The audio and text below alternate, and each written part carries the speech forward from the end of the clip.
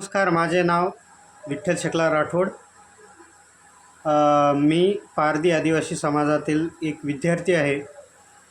माझं शिक्षण BA हे प्रतिभा निकेतन महाविद्यालय नांदेड इथून पूर्ण झाले. माझं सध्याचं शिक्षण हे LLB second year Shri Narayanrao law college Nanded येथे चालू आहे.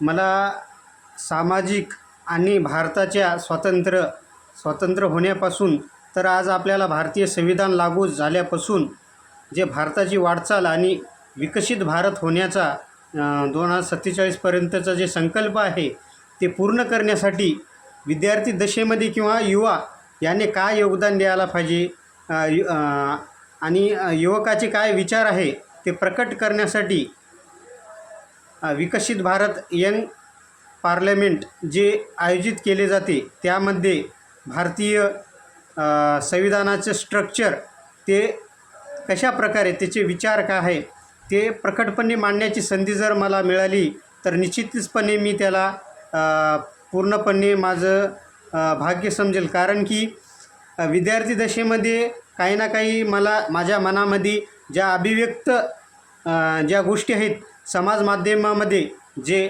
भारत हे लोककल्याणकारी राज्य आहे त्यांना पूर्ण करण्यासाठी जर आपण वन नेशन वन इलेक्शन असं काही तत्त्व मांडलेले आहेत.